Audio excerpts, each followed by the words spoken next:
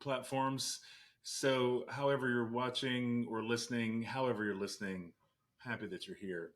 I am irrationally excited about my new Striper shirt that I found. This is, in fact, a Striper to Hell with the Devil tour shirt. Stripers to Hell with the Devil album came out in 1986. They toured it in 1987. Now, I would not have been listening to that album then. Michael, good to see you, my friend.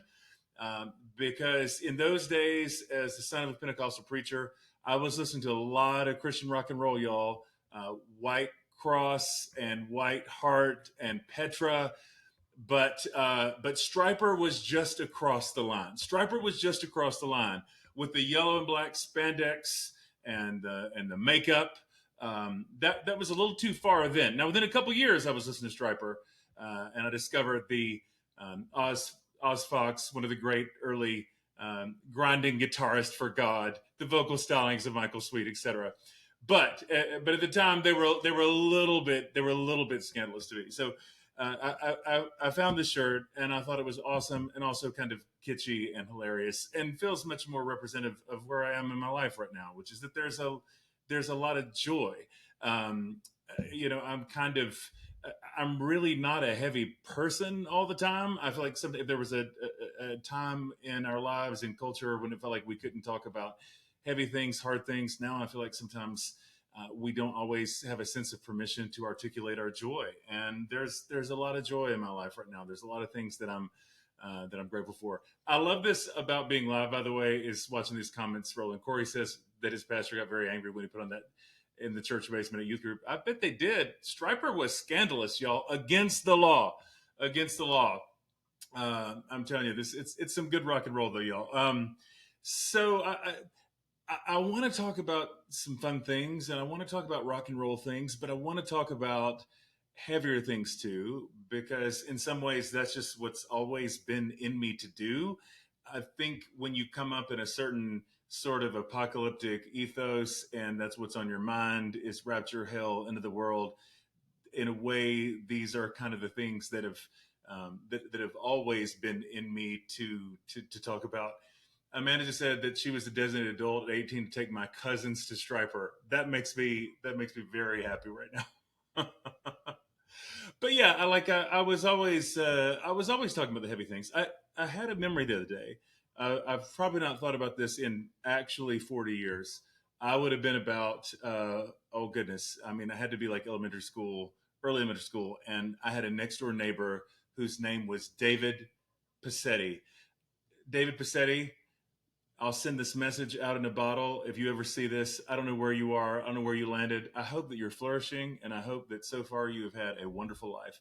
What I remember about David is that he and his family were Universalist Unitarians, and at the time I had no idea what that meant. Now I do, which makes the story much more funny. Because David was quizzing me about my beliefs about the afterlife and hell and judgment and all of that. And I remember explaining to David very calmly and with a lot of authority. I don't know where I heard this. I'm not blaming anybody for this. Again, there was a lot of apocalyptic stuff in the water. But I remember explaining to David in a very rational way. You see, hell is different for every person depending on whatever it is that you're most afraid of. So, for example, if you're a person who's afraid of giant worms, then hell for you will be full of giant worms. And I went on this whole little theological discourse about whatever it is that you project in your mind that you're most afraid of, that is what hell will be. So I'm not quite sure what was merging in my mind between horror movies and apocalyptic Pentecostal preaching. I just don't know. But I know I felt really certain about this at the time. And this was always the kind of stuff I was thinking about, conjecturing about, keeping me up late at night. And in some ways, even though I've changed a lot, I guess the heavy things are always still keeping me up late at night. You ate the bread, you drank the wine, everybody having a good time except you're still talking about the end of the world. I think I heard that in a song somewhere. So yeah, still find myself talking about apocalyptic things, and yet there is, and I don't want to be too preachy with this just yet, but there is a verse that has not only been grounding for me, orienting for me in so many ways, um, but it's important right now in terms of how I'm processing some of these heavier things and how they play out in the world and how I think they play out in people's real lives. And it's a verse from First John. I've probably been able to recite this since I was a kid, but there's something some lovely somehow about reading it in print right now. First John 4:18 says, "There is no fear in love, but perfect love casts out fear. For fear has to do with punishment, or punishment there can also be translated torment. Fear has to do with punishment or torment. And whoever fears has not yet been perfected in love. There is no fear in love, but perfect love casts out fear, for fear has to do with punishment." So I've been thinking a lot these days about, and kind of from a couple different directions. One, to some extent, because this was my own experience, and it's a lot of what I've kind of had to deprogram from my endless preoccupation with the end of the world and with rapture and Armageddon and all that. So I know a lot, I guess, about living in torment, and I think I recognize that in people when they're living in torment, when they're driven by torment, or when they're just driven by a fear of punishment. And I know that for a lot of us, whatever we first learned about morality or ethics, fear was very much at the center. Fear was what drove us. And some of us in and outside of religious institutions, fear is still the thing that drives us in so many different directions. On the one hand, I still very much have this very personal, very pastoral concern that I don't want people that I love to live under torment. I don't. I don't want people um, to feel like punishment is being dangled in front of them, because I think that's a horrible way to live.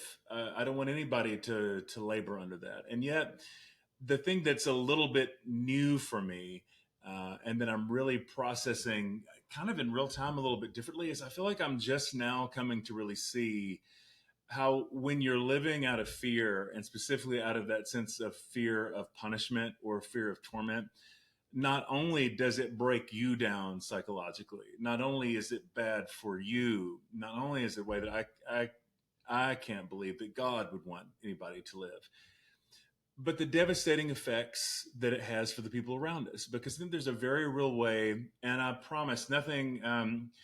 This is not coming from a place of judgment. I'm not throwing any shade at anybody. That's just not where I am right now. But I think there's a very real way that, so long as people are still driven by fear of punishment, when they're driven by fear of torment, that they very much remain moral children.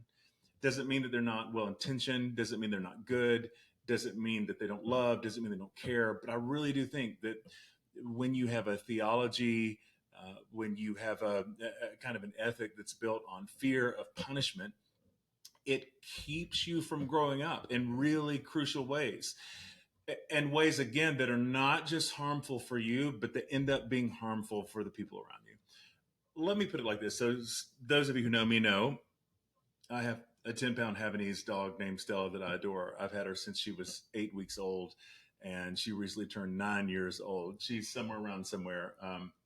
She was curled up at my feet, but she's not now. So, Stella, if you were to ask me, and admittedly, this would be a little bit of a weird question, but if you were to ask me, so when Stella gets out of line, why don't you kick your dog? It'd be a bit of a weird question, but what would be even weirder is if my answer was, well, I don't kick my dog because there are laws against animal cruelty, and I don't want to get in trouble with the law.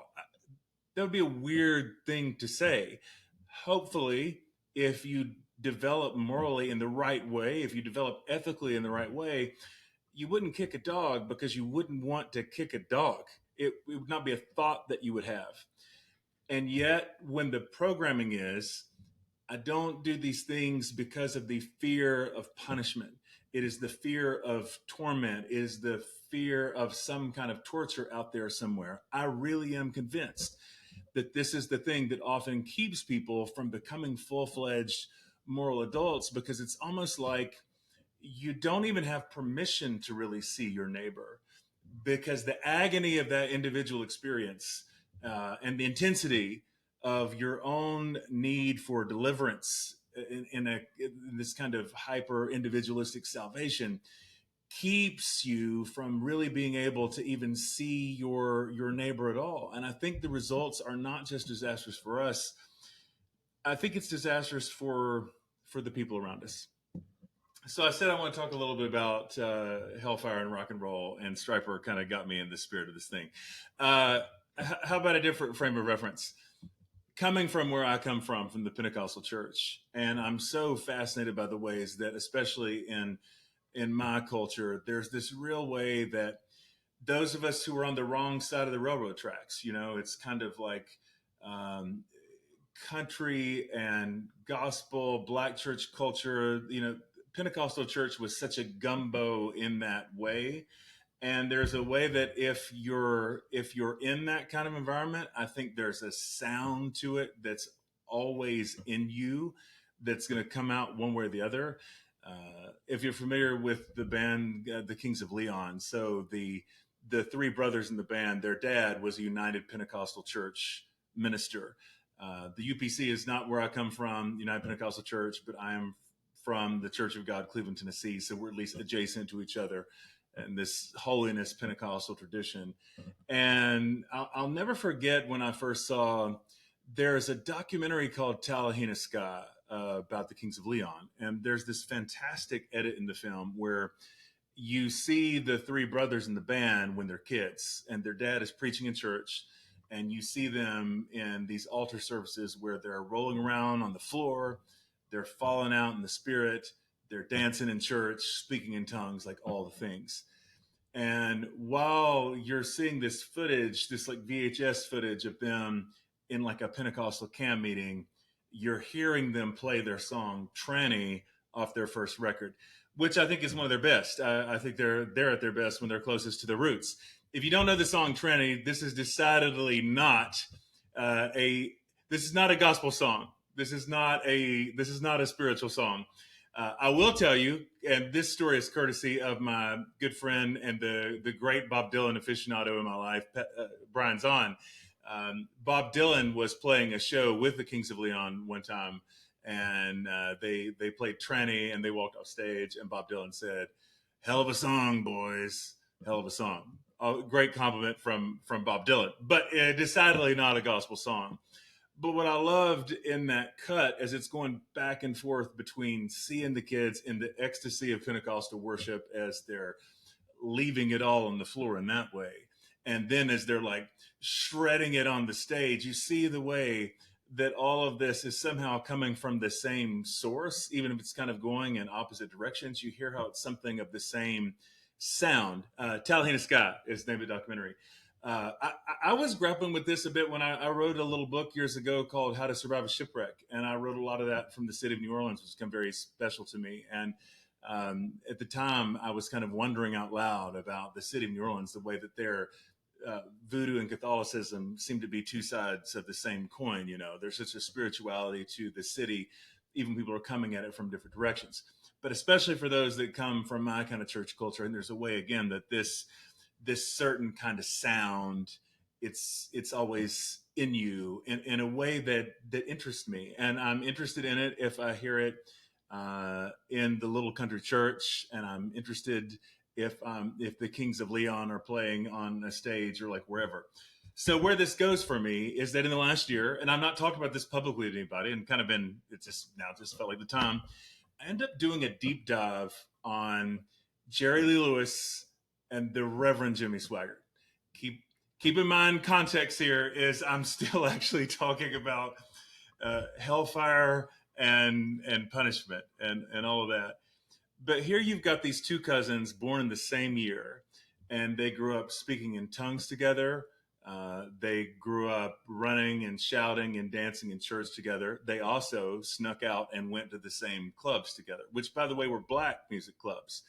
Um, Elvis stole a lot of black music. There's a fine line between borrowing and stealing. I think in the Pentecostal church, these lines are often kind of indistinguishable because worship was so much more integrated. But whatever was in Jerry Lee Lewis, who's passed in the last couple of years, and the Reverend Jimmy Swaggart, um, very much a product of the same environment, very much a product of the sweat and the sawdust of the Pentecostal altar service, and also kind of an experience, the same experience of these sort of um, greasy clubs that they snuck out to when they were 12, 13, 14 years old, and prodigies on the piano. So I got fascinated by this. There's a writer, Nick Tosches, died a few years ago, did a lot of great writing around Jerry Lee Lewis in particular. He wrote a book. His first book was actually called Country, the Twisted Roots of Rock and Roll. And there's a fantastic section. One of the things I loved about this book actually is it name checks the Church of God, where I come from, a lot. It talks about Pentecostal churches. You can see that this is where his fascination with Jerry Lee Lewis comes from. But there's a great bit about, he talks about how in Pentecostal churches there was still a shock in the worship. And he says the 8th line of Psalm 22 is, he trusted in the Lord, but the Hebrew word translated as trusted is transliterated galal, which didn't mean trust. The 1560 Geneva Bible gave a literal translation of the line, he rolled in the Lord. And this is an account of kind of how rock, sort of the spirituality inherent in rock and roll. Well, if you know anything about Jerry Lee Lewis and Jimmy Swaggart, in a way, these two very different kind of rock and rollers on the surface could not have more different journeys, because Jerry Lee Lewis, of course, goes on, songs like Great Balls of Fire. And from even his earliest days, he's kind of a mess. Uh, he married his 13-year-old cousin, tried to pass her off as 15, turned out that she was 13. Even in the 1950s, that wasn't considered okay. I mean, he once, I think allegedly accidentally, but shot somebody in his own band. How gangster do you have to be to shoot somebody in your own band? I mean, you've never talk about a rock and roll lifestyle. He was married 4 or 5 times. I think 1 or 2 of the spouses died under suspicious circumstances. Jerry Lee Lewis is just about as wild as you could possibly be. And Jimmy Swaggart, on the other hand, of course, goes in the far opposite direction, ostensibly. Even the earliest recordings of Jimmy Swaggart, he's railing against sin. He's always talking about pornography. He's always talking about illicit sex. He's prowling the stage like a panther. I have, incidentally, pretty fond memories of, as a kid, when I was probably 4 or 5 years old, going to see Jimmy Swaggart at the old Charlotte Coliseum, place, by the way, where Elvis played. But him and all the music then, John Starnes and people like that. I was mesmerized by the Reverend Jimmy Swaggart. Jimmy Swaggart used to have albums of kids' music on vinyl that I would listen to. I love Jimmy Swaggart, and at that point in my life, had no idea who Jerry Lee Lewis was, which now seems kind of funny. But the writer Nick Tosches, as he kind of goes deeper into Jerry Lee's story, writes this other book called Hellfire, which is just a fascinating and rollicking read. Rolling Stone calls it the greatest rock and roll biography ever written, which really gets into the wildness of Jerry Lee's life. And all along, because keep in mind, this book came out in 1982, Jimmy Swaggart had not fallen. This was years before the whole prostitution thing and Jimmy Swaggart's famous moment in front of the camera. I have sinned against you, and like all that. This is long before any of those years. But as you're kind of watching this through line, you see how, even for Jerry Lee, who's the wild one, he's the one. Jimmy Swaggart built much of his ministry off of the back of Jerry Lee Lewis, because he's constantly selling the fact that he's Jerry Lee's cousin, and he preaches about this from the stage. I looked at Jerry the other day and I said, "Why do you drink? Why do you continue to drink that drink? Why do you take those drugs?" Like this was the whole thing for Jimmy Swaggart. And yet, what you see with Jerry Lee is that he has this really intense fascination with hell. It's everywhere. He's constantly talking about it, publicly, privately. The sense that not only he's hell bound, but that he's leading people to hell. There's as much damnation on him as there is in Jimmy Swaggart's preaching that goes the other direction. The best thing and most colorful thing, and Nick Tosh is a very colorful writer who, uh, for better or for worse, always seems kind of driven to the dark side. But after Swaggart fell, there was a piece he wrote called Pentecostals and Heat, which, by the way, is a fantastic title. I think it was originally like in the Village Voice, but it's in a little collection called the Nick Tosh's Reader. And there's this section in that I think is just fantastic. Talking about Jerry Lewis, he says, "Then again, all his life there had been demons, always, everywhere, demons. He had been raised up believing in God and the devil, in salvation and damnation. God, he believed, had blessed him with a talent most rare. There's only been four of us," he would say again and again: Al Jolson, Jimmy Rogers, Hank Williams, and Jerry Lee Lewis. I'll keep this friendly for the kids. "That's your only four effing stylists that ever lived." But the adversary, he believed, had claimed him along with that talent. "Man, I got the devil in me," he had howled in the Sun studio that summer of his ascent, 1957, bemoaning the sinfulness of the music he was making. That howling never ceased, but only grew more miserable with the passing of years. "I'm dragging the audience to hell with me," he would say. "I'm a sinner, I know it. Soon I'm going to have to reckon with the chilling hands of death." Through drinking and drugs and graveyard darkness, he seemed intent on delivering himself to those chilling hands.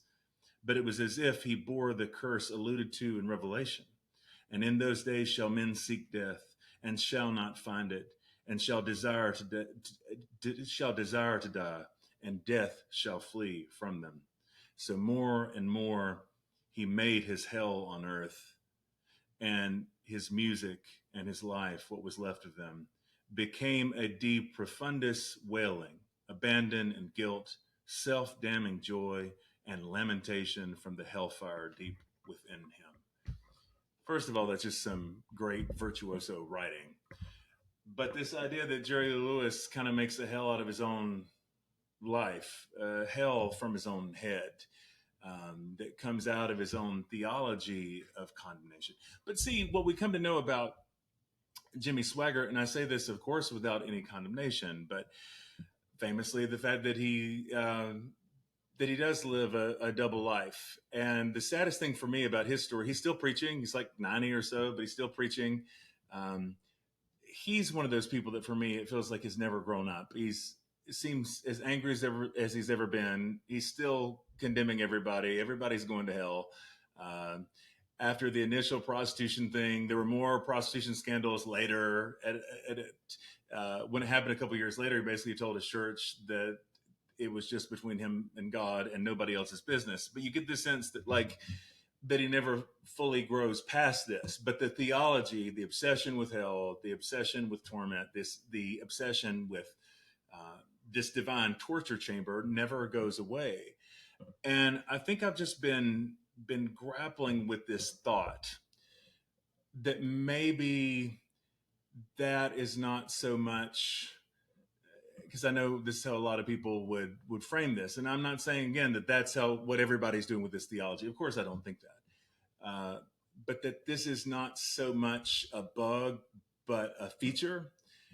That when you put off judgment into an afterlife that is full of imagined terrors, the way I was imagining certain terrors in the second grade when I'm talking to David Passetti, that there's a very real way that you don't ever figure out how to reckon with your own life, and you don't ever have to reckon with your own consequences, and you don't have to reckon with your own sense of self.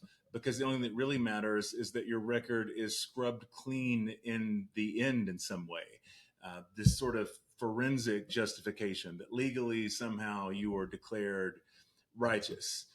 And where I'm seeing this played out in a lot of directions right now, which again I really do intend without judgment, but I think this is the reason why a lot of people who are really devout and who really carry theology like this reminds me of what Jesus said about the religious teachers of his day when he said that they are double sons of hell who make people sons of hell that are even worse than themselves. Because there's a very real way that when people have a kind of toxic theology in them, they are worse off than if they have no religion at all. It's a religion that's individualistic, it becomes narcissistic, and strangely enough, it almost inoculates you from being able to learn how to love your neighbor. I understand that the prophet Jeremiah has that important line about how the heart is deceitful, but that's not all that scripture has to say about the heart. And what I think often happens for people, it's like they're not able to actually grow in goodness, to become, again, moral adults. We're able to see our neighbors who suffer and hurt, and because the stakes are not just individual, and because we're not just trying to escape some kind of chamber of horrors for ourselves, intuitively we know the right thing to do. Intuitively we know what love means. But when you have an elaborate theology, there's that wonderful line actually in the prophet Isaiah that God's ways are higher than our ways and his thoughts are higher than our thoughts, which is in reference to God's mercy. But if you turn that into, as people have often done, something like God could do things that look perfectly cruel to us, but it actually be kindness, then you actually live in a world of moral chaos. And it becomes hard to actually identify. It's hard to really know right from wrong. It's hard to really know when you're harming people. I think it's why so often now religious people are so easily swept up in these kind of movements where the means don't matter. Our God, this is our side. This is the right side. So as long as you're on this side, then you're on the right side of God. You're on the right side of history, like whatever. Because there's a kind of moral chaos that's to it. And I think what I see in the lives of Jimmy Swaggart and Jerry Lee Lewis is that this is what happens when torment is on the brain. This is your brain on torment. This is your brain on torture. When you are tormented, one of the reasons this just doesn't work, by the way, on a purely psychological level, the reason this just doesn't work, and I'm not trying to do anything like fancy here, but y'all, we know this from our own real lives. Whatever it is that we fear, we empower. When I look back now, when I labored under that kind of apocalyptic heaviness, still got apocalyptic heavy, but in a different way, because I think now apocalypse is more about revealing and unveiling.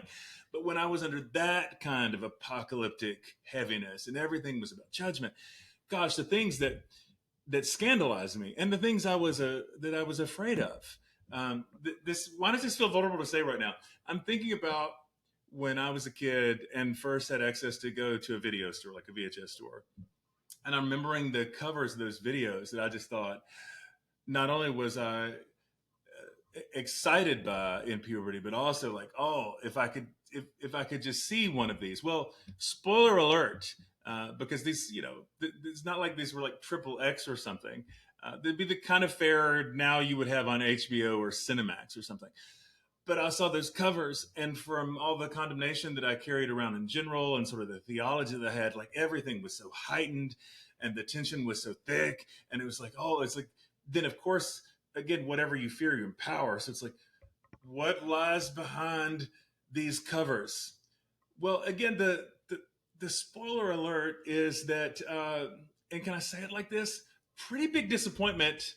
And I don't really mean in the sense because because I so dramatically failed God. Because when I finally was of an age where I saw this, it's like, wait, that's all there is? That's all that's here? As in actually failed to titillate? Like, this is not nearly as exciting as it was sold. But man, when everything was so heightened, when everything,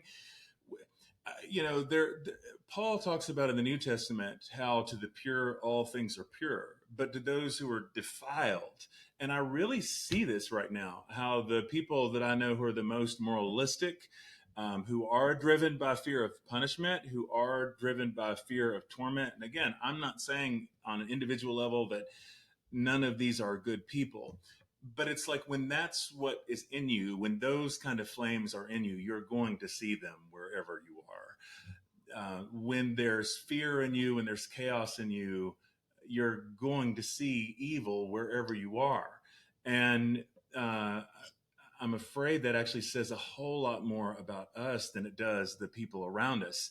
Um, I try not to do this as much as I used to because I don't think it's a best practice for me. But I'll look back over my shoulder sometimes at certain kind of sermons um, from quarters that I know, and I'm always so struck by this, where it's like these sermons are revealing a whole lot, but I don't think you want to know what they're revealing. And I'm not just kind of saying that as and intuitive, whether or not I am, but more like stuff that's actually right out there for the pickings. I mean, this is low hanging fruit.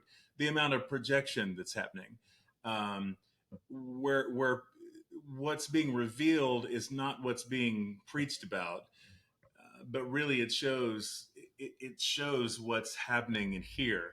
If I can be a little bit funny about this, um, sometimes this comes out in pretty hilarious ways. I don't know if any of y'all are fans of Arrested Development. I love Arrested Development. I've rewatched it multiple times, and of course, David Cross's character of Tobias Funke is, I mean, it's just a great character. And of course, always the thing that's so funny about Tobias Funke is that everything is a double entendre, but he's not aware of this. And I think of this often when I hear certain kinds of sermons, again, kind of from that world where it's like, oh, I don't. I don't think you're aware of what this word means. This does not mean what you think it means. There are all kinds of things that are coming out. It's like this is, and yet in all of the condemning of the people out there, and just the burning down of the sinners and the people that are vile. What I'm seeing now is that's so much more a reflection of what's going on in them than what's actually going on in the world. To the pure, all things are pure.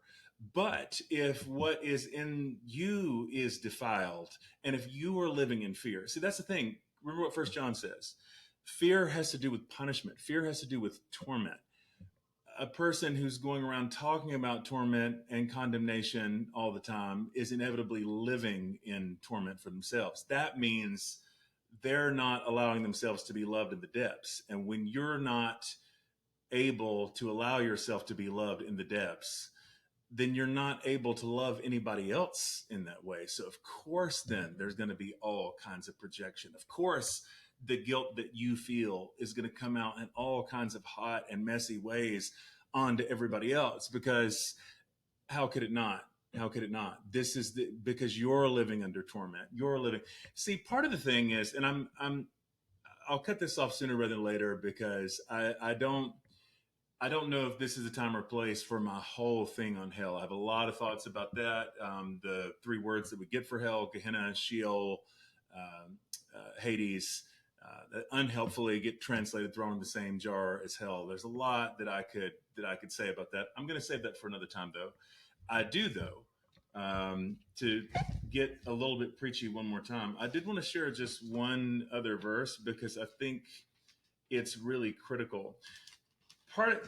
Because see, what I'm not actually not saying is that we're not in need of judgment. I actually think we're in deep need of judgment. I just think the kind of judgment that fear brings, the kind of judgment that torment brings, is a very superficial judgment that doesn't really change anything.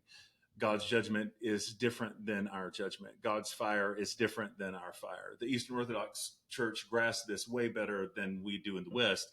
This notion that fire purifies, that fire refines rather than destroys. My wrath, my fire, uh, you cut me off in traffic, I want to wipe you off the face of the earth.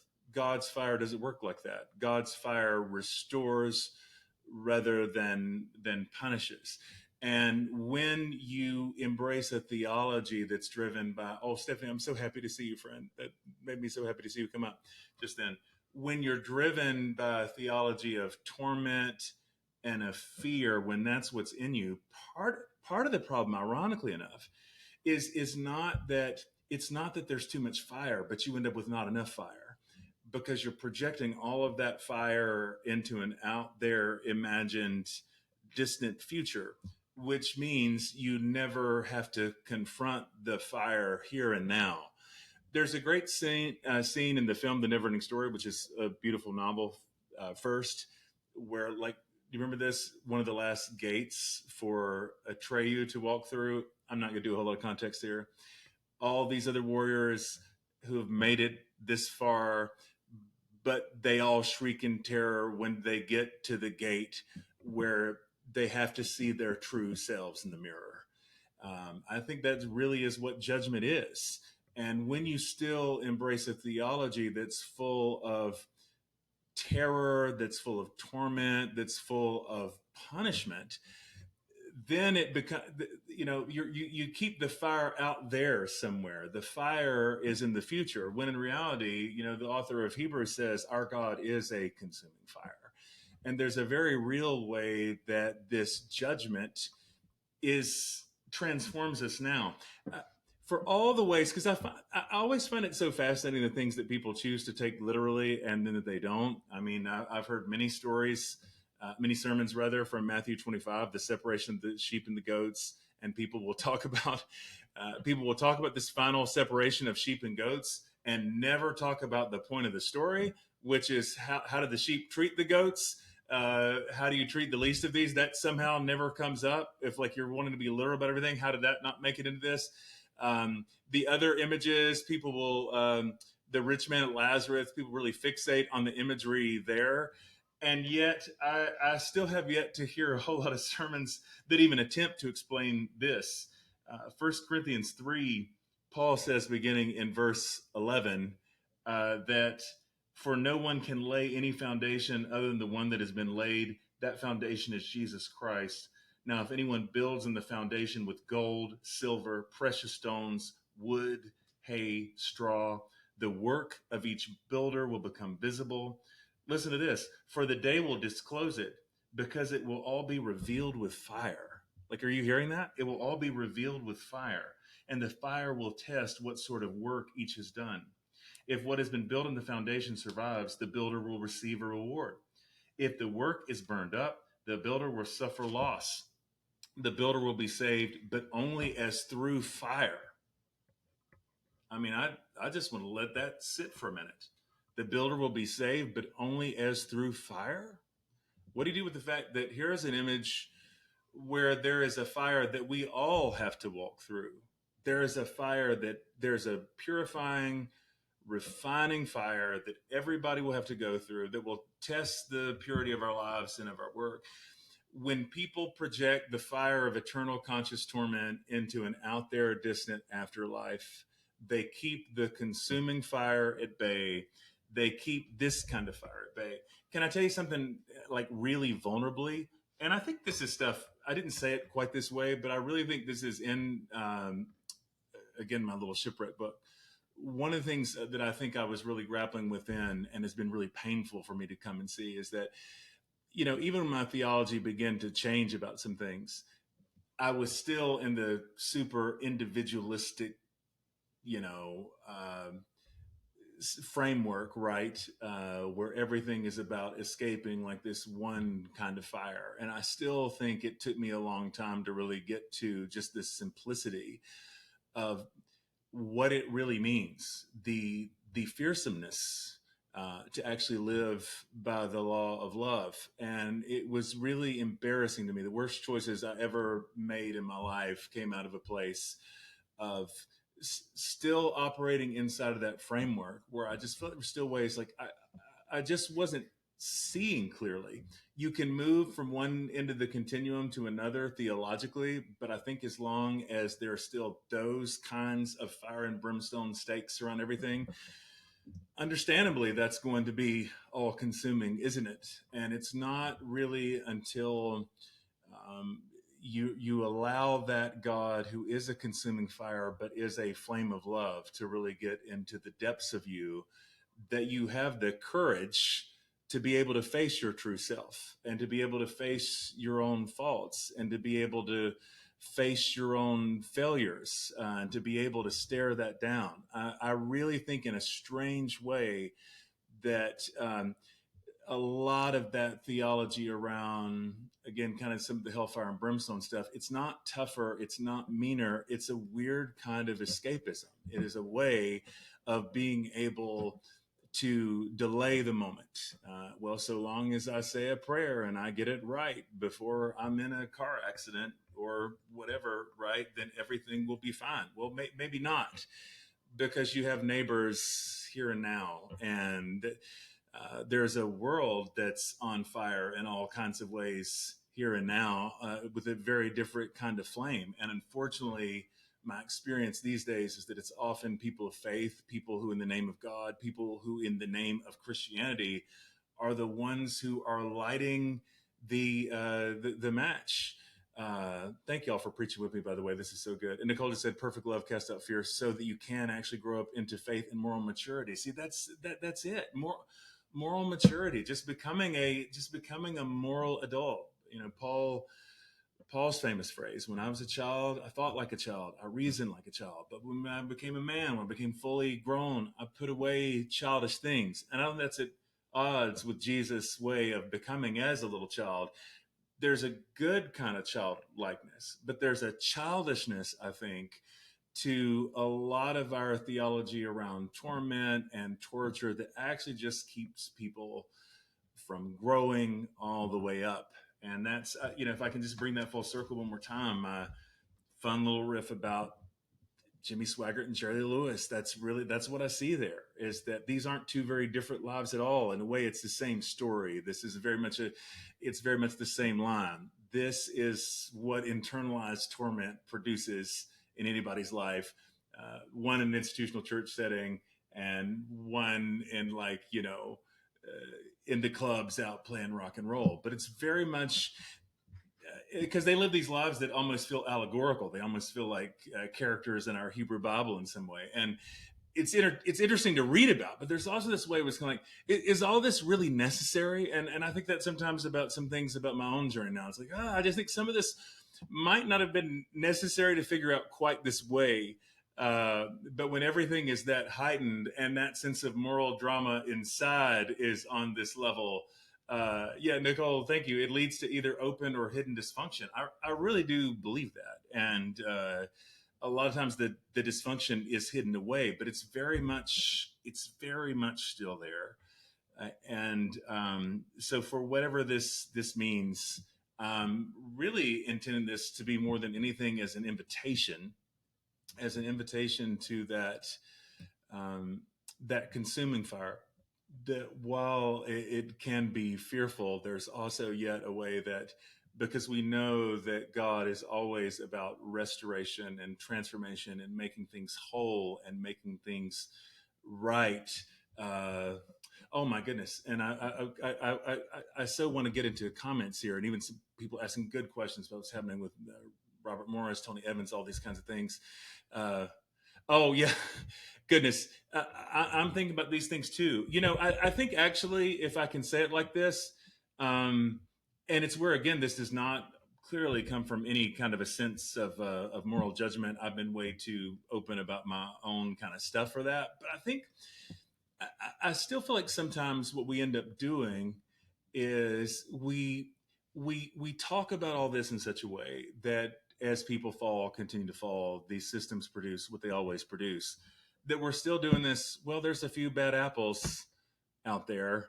And I think about that. The same thing I think about a whole lot of these other systems is, I think at a certain point, we have to stop thinking in terms of like bad apples and start thinking in terms of like, okay, is our theology actually producing, is this really what this is?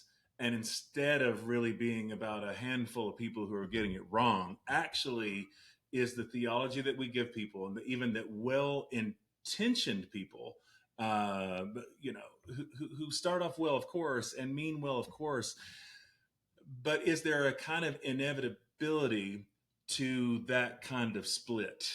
is there kind of an inevitability to that, to ending up with that kind of dual life? Is this what the kind of the this kind of theology ultimately produces in people's life? Is it actually the fruit? Uh, and I don't say that in a way either to like let anybody off the hook, but I just think I see it in too many people's lives. I don't think I'm speaking in a way that's revealing here. A lot of people trust me and talk to me about their things. And what I'm always just so struck by the way, man, humans are so much more alike than different. We all struggle with the same handful of things. And all shame ever does, it never produces holiness. Shame never produces goodness. It just produces hiding.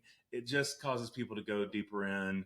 It just causes them to fracture and fragment in all kinds of ways. And I think that's just what I continue to see is that people who've really internalized all kinds of shame, of course, then are able to make all kinds of justifications, not just to others, but to themselves for all kinds of behavior because um, it's a defense mechanism, really. When you're preoccupied with the flames of hell and that kind of fire out on the other side.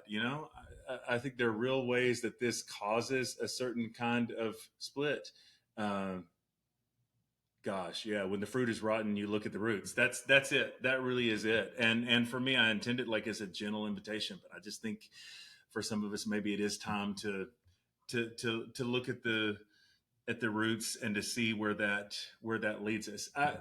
My hope more than anything is that some of you could really come to a place to discover, because and I say this with so much not just empathy. I am right there with you in every way.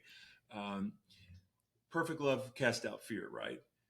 And yet when fear has been the engine for your whole life, for your whole life, when every major moral decision, when everything about who you are in the world and how you are in the world and how you conduct yourself in the world, when fear has always been the thing that has driven you, and then anybody comes along and says, "Oh, hey, actually, um, you you don't just need to tweak that.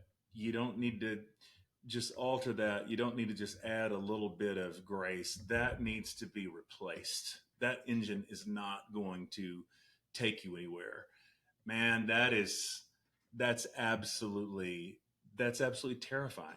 It's absolutely terrifying because I think at first it becomes, well, if I didn't have this fear, if I didn't have this fear of torment, if I didn't have this inside of me, well, why would I do anything? Well, why would I even get out of bed? Why would I do this? Why would I do that? Because you can't even imagine what it would be like to be motivated entirely by love.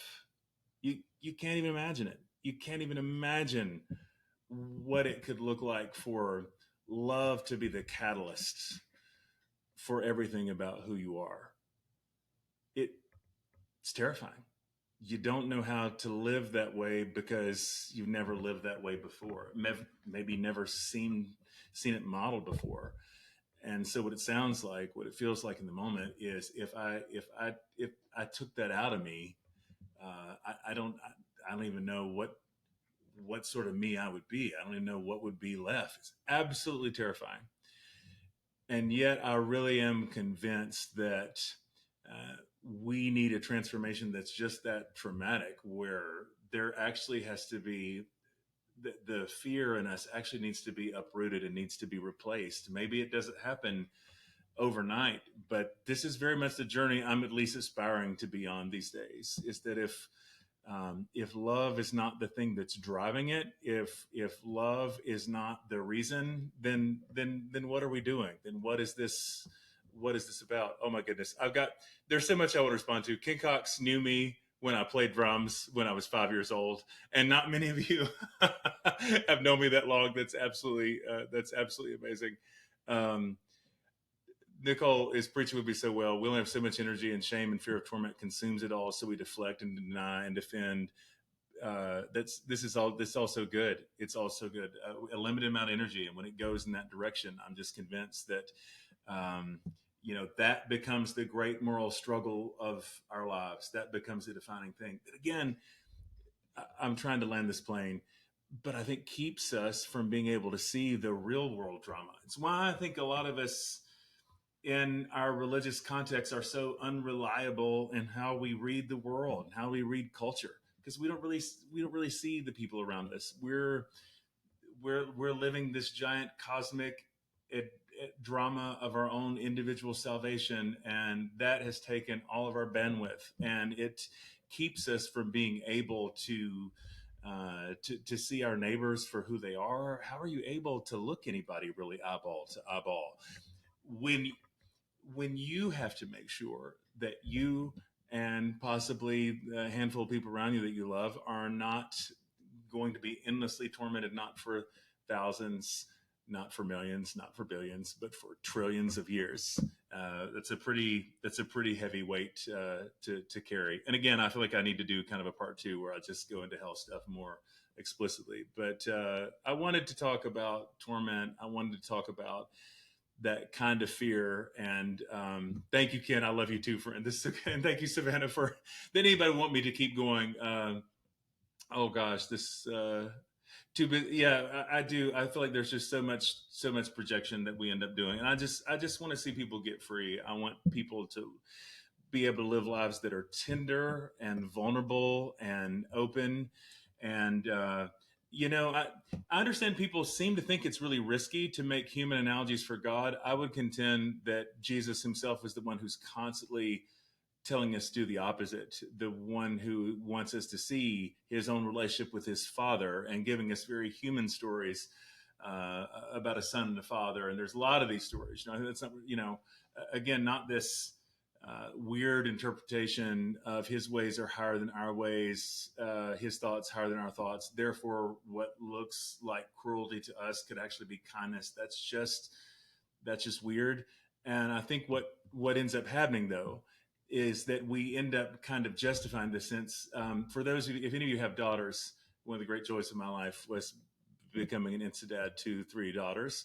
And so I think about these kinds of things now. And anybody who has daughters, somebody takes out your daughter and they tell them any version of love me or else. I think you'd have a pretty strong reaction to this. It'd be a pretty clear response. Like you get away from that kind of psychopath immediately.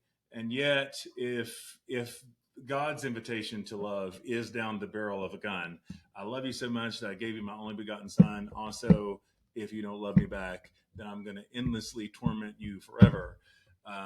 There are all kinds of ways hermeneutically that people will come to try to like justify this, but on an intuitive level, something inside of you recognizes there's something not right about this story.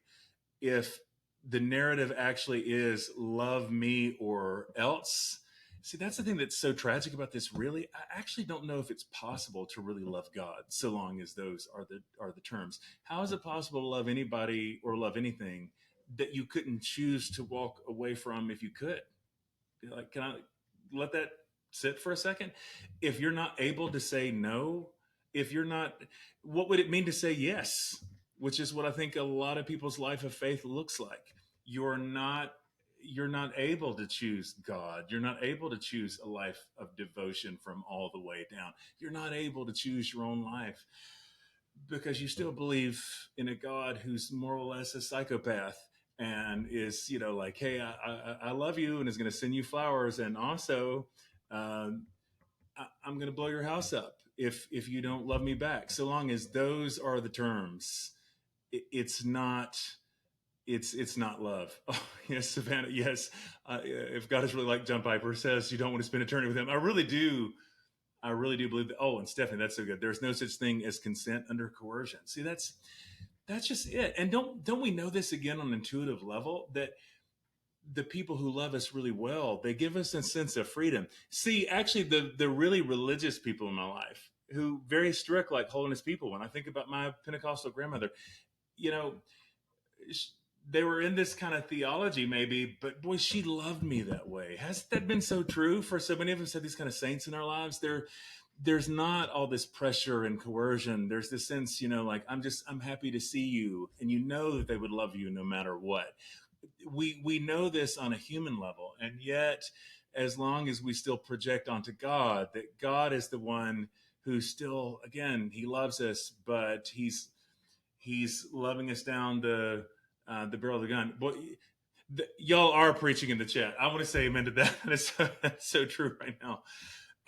So long as God is like that, I can't stress enough. Maybe because y'all are just ministering to me and edifying me right now. How much I think there's something to this, that if that's your vision of the world, that there is a kind of moral chaos to it. There's no coherence to anything, because there's not a kind of coherence in God. I understand there's tension within the biblical text, but I'm talking about a fundamental incoherence where it's so Jekyll and Hyde. You never know which one you're going to get, right? You never know which God you're going to wake up to. And so long as you're living that way, then that, of course, that's going to affect the kinds of people that we become. And if we think that God has some sense because He's so holy, He's so other, that out of these higher purposes, that God could do things that actually are barbaric and cruel, but it's okay because God is God. Inevitably, we're going to justify all kinds of things that we do too, because that's what the theology leads to. Goodness. So, fun story about uh, Jerry Lee Lewis. Hardly an icon I would put on something, but I do think this is a really hilarious story. So, Jerry Lee Lewis was attending Southwest Bible College, Assemblies of God School in Texas when he was 19 years old. And they kicked him out because he was in chapel and he was singing "My God is Real." Anybody out there know the song "My God is Real"? My God is real, for I can feel Him in my soul. Anybody know "My God is Real"? I love that song. Jerry Lewis is singing "My God is Real," and he's getting into it. And the more he gets into it, the more it becomes a kind of boogie woogie thing. And he's banging on the piano. And apparently, they felt like it was a little bit too sensuous, and they kicked Jerry Lee Lewis out of chapel for the way that he sung "My God is Real." I think I thought of that story actually because in a really strange and beautiful way, just being able to share this time with you and reading these comments and hearing your own stories, it weirdly just reinforces it for me, my own sense of my God is real. That's it. I really do believe in this stuff. And the fact that there's a lot of theology that I think is toxic and harmful in the world, and there is a lot of religion I think that is not only complicit but largely responsible for so many of the worst problems in the world. I still believe that there is something else that's out there that's beautiful and good and true. I've seen it in the lives of a handful of saints, and I've seen it in the lives of my friends here. And it keeps me hopeful, and it keeps me believing, and it keeps me holding on. So I hope that that you feel held in some way. And for anybody who is feeling a little scandalous about this, I would just want to say, this really is. This is not intended to be some kind of an intellectual exercise. It's an invitation to love. It's an invitation to be able to live a life that is deeply lived from all the way down, that you're able to fully choose a life that's lived out of love, and a life where hopefully you're able to receive love in the depths of yourself in a way that brings mending and repair and healing, so then you can be that kind of healing presence in the world. I think that's possible for you. I think that's possible for all of us. Thank you, friends, for hanging out. It's so good. Oh, Anthony said, "Sing Jerry Lee with striper shirt is a bit out of." Yeah, this is one of these things is not like another. Where this is, I started to actually really sing it. There's this weird way that whenever I try to actually sing, it always comes out like a Pentecostal version of Robert Goulet, and I really don't know what that's about. My God is real. For I can feel. That's kind of the only gear I have. It's what I actually sound like. But thank y'all so much for sharing this space with me, and we'll definitely do this real soon, friends.